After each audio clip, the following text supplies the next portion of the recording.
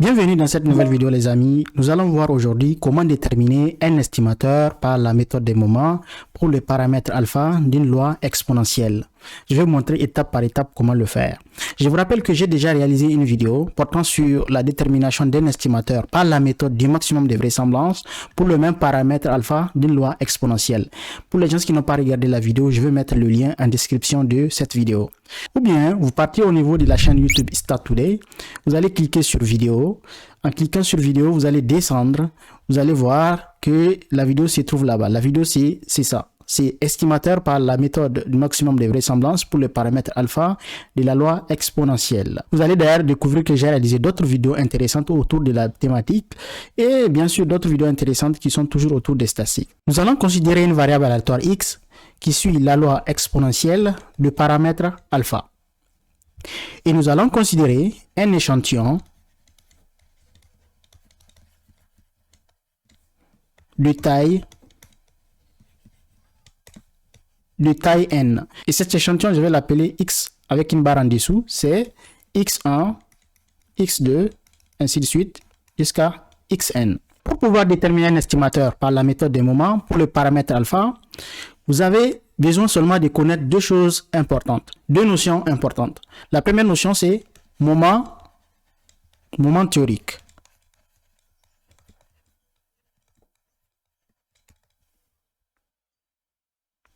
Il faut savoir qu'on a plusieurs moments théoriques. On a premier moment théorique,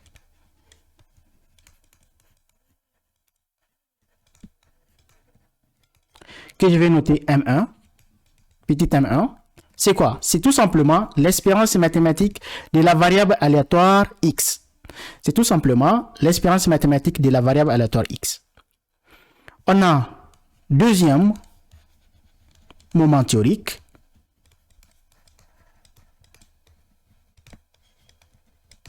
je vais l'appeler M2, petit M2. C'est tout simplement l'espérance mathématique de x au carré. On peut avoir troisième moment théorique,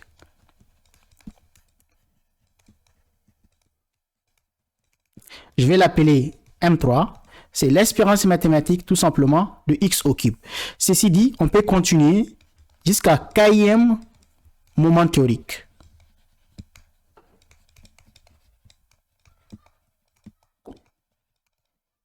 Kème moment théorique, c'est, je vais l'appeler petit mk, c'est tout simplement l'espérance mathématique de x à la puissance k.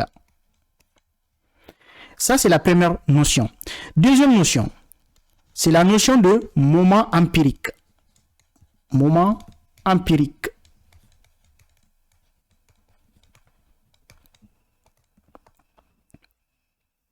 On l'appelle aussi moment de l'échantillon considéré.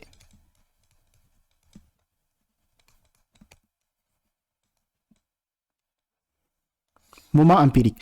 Là aussi, il faut savoir qu'on a plusieurs moments empiriques. Premier moment empirique. Premier moment empirique.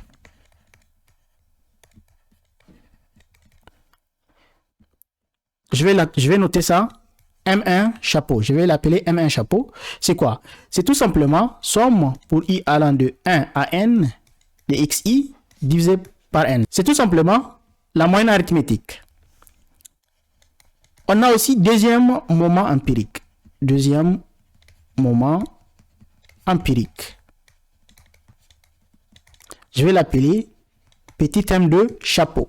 C'est tout simplement somme pour i allant de 1 à n de xi au carré divisé par n. Ceci dit, on peut aller jusqu'à kème moment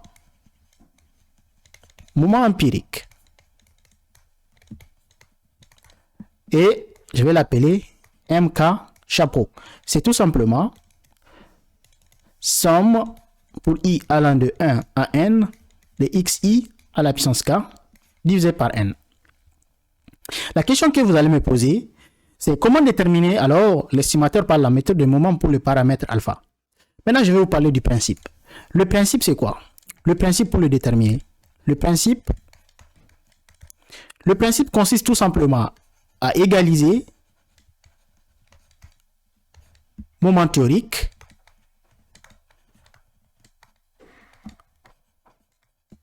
au moment empirique.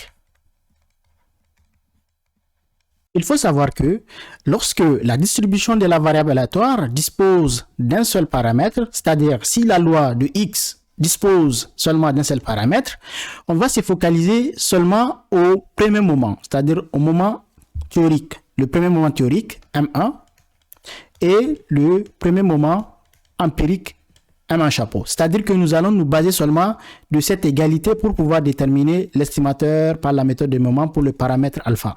Par contre, si au niveau de la loi de la variable aléatoire x, vous avez deux paramètres, c'est-à-dire en plus de alpha, vous avez un autre paramètre gamma par exemple.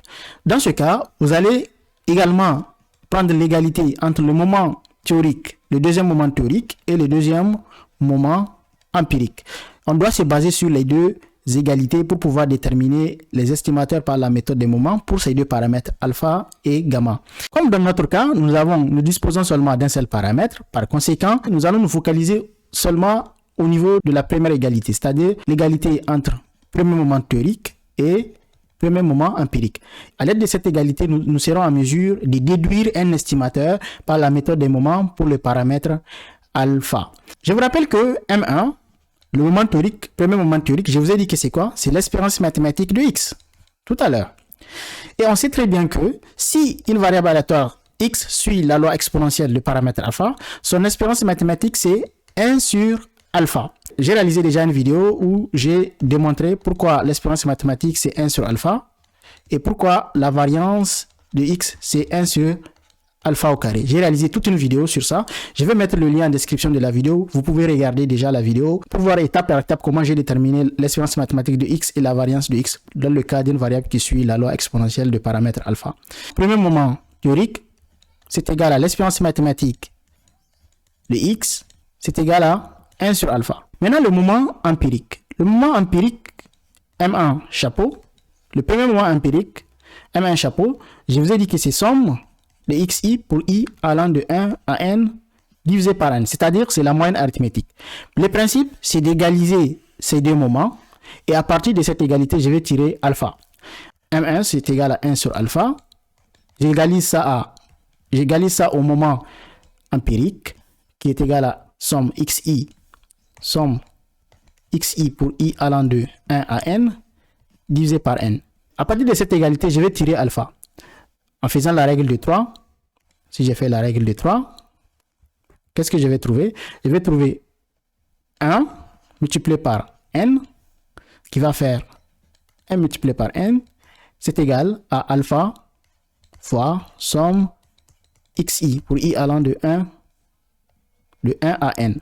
Maintenant, je tire alpha. Alpha, c'est quoi? Alpha, ça va être tout simplement n, parce que ça fait n, hein? N divisé par, je vais diviser par cette somme xi pour i allant de 1 à n. Ça, c'est l'estimateur par la méthode des moments, tout simplement. Je l'appelle alpha chapeau. C'est l'estimateur par la méthode des moments. Si vous remarquez, en fait, c'est l'inverse de la moyenne arithmétique. En fait, alpha chapeau, si vous remarquez, je peux écrire ça comme ça, vous allez voir.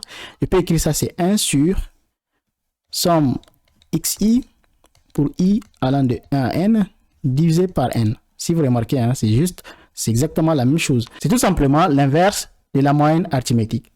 Je peux l'écrire comme ça. C'est 1 sur x bar, si vous voulez. Hein. Vous n'êtes pas obligé de faire ça. J'ai juste réarrangé pour vous montrer que c'est juste l'inverse de la moyenne arithmétique. Donc, l'estimateur par la méthode des moments pour les paramètres alpha, c'est 1 sur x bar. Voilà les amis, c'est très facile de déterminer l'estimateur par la méthode des moments. Je remarque que beaucoup d'entre vous ne sont pas au courant lorsque je publie une nouvelle vidéo intéressante.